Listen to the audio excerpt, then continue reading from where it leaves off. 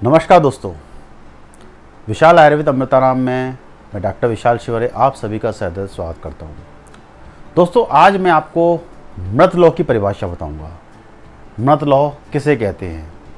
दोस्तों, मृत लौह से आप साधारण भाषा में समझ सकते हैं कि वह लोहा जो मर चुका हो।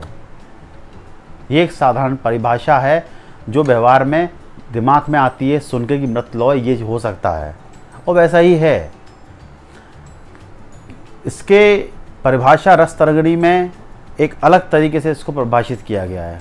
मैं आपको पूरा इसकी परिभाषा बता करके इसको पूरा डेमोन्स्ट्रेट करके दिखाऊंगा कि क्या कैसे ये इसको मृत लौह कहते हैं। दोस्तों, इसको रेखा पूर्णत्व भी कहते हैं। रेखा पूर्णत्व क्यों कहते हैं ये भी मैं आपको आखिर में बताऊंगा। तो आपके ये मृत लौह जैसी परिभाषा आपको क्लियर हो जाएगी। तो चलिए, रस तरंगिणी के अनुसार इसकी परिभाषा को हम लेते हैं। दोस्तों, रस तरंगिणी कहती है, तजन्य अंगुष्ठम संगुष्ठम विषेंद्र रेखांतरम तु यतः निविष्टश्चंच बहिनेति मृतलौहम तदुच्यते।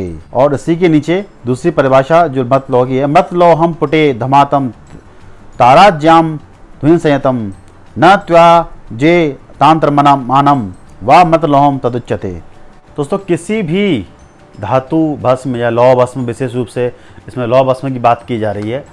लौह भस्म को अगर हम आपकी इंडेक्स फिंगर यानी जो आपकी तर्जनी उंगली, आपकी ये चार उंगलियां और एक थंब रहता है, यानी इंडेक्स फिंगर यानी तर्जनी उंगली और अंगुष्ठ, आपको दोनों को इसमें भस्म को रख करके दोनों को मलें।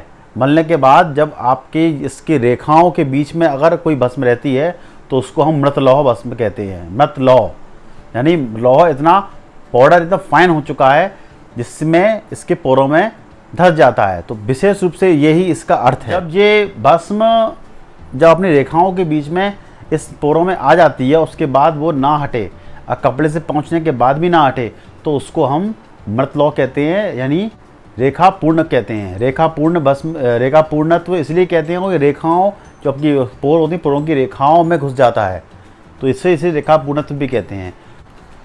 The Mritloho of the Mritlohatva is a test done to confirm the perfectness of any of the incinerated metals dhatu bhasma. This test may also be termed and rekha purnatva.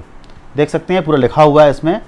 Here a pinch to the incinerated metal is rubbed between the thumb and index finger, and the latter of fingers are wiped off cleanly with a dry cloth. देखिए इसमें लिखा हुआ है कि आप कपड़े से पहुंचने के बाद, ये कहना चाह रहा है with a dry cloth. Even after wiping with the cloth, if the microfine powder of the bhasma remains the embedded in the lines of the thumb and index finger is the indecent the मृत लौहत्व of the धातु भस्म। चलिए दोस्तों, फिर मैं आपको अब इसका एक डेमोन्स्ट्रेशन करके दिखाता हूँ। चलिए अब इसका हम एक डेमोन्स्ट्रेशन करते हैं, तो आप कभी ज़िंदगी में रेखा पूर्णत्व यानी मृत लौह नहीं भूलेंगे। तो देख सकते हैं यार दोस्तों, ये रखी है यहाँ पे मेरे सामने लौह भस्म। मैंने इस लौह भस्म को एक चुटकी यानी इंडेक्स फिंगर से और थंब से उठाया। देख सकती है ये मेरे पे यहाँ पोरों के बीच में ये लग गई, आप देख सकते हैं। अब इसको मैंने कपड़े से पहुँचने के बाद भी यह मेरे पोरों के बीच में है। देखिए, ध्यान से देखिए, अब आपको दिख रही है, ये कहलाती है रेखा पूर्णत्व यानी मृत लौह। तो इसी श्लोक में एक चीज़ और इम्पॉर्टेंट है जो उसमें आपके सेकंड श्लोक में दी हुई है।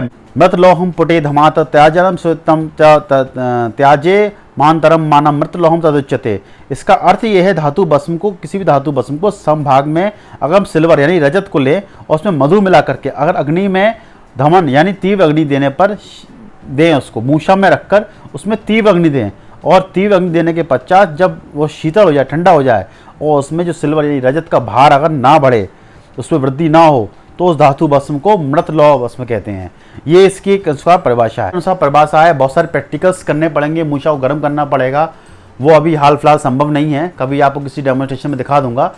लेकिन आपको मैंने रेखा पूर्णत्व के विषय में पूरी चीज़ बता दी जो मृत लौह में अधिकतर पूछी जाती है। रेखा पूर्णत्व पूछा जाता है एक परिभाषा के रूप में। आपको ये चीज़ क्लियर हो गई होगी। अब आप लोग अच्छी तरह से याद रखें, और आने वाले समय में फिर से एक नई परिभाषा लेकर के फिर आपके समक्ष आता हूँ। तब तक के लिए मुझे आज्ञा दीजिए। धन्यवाद।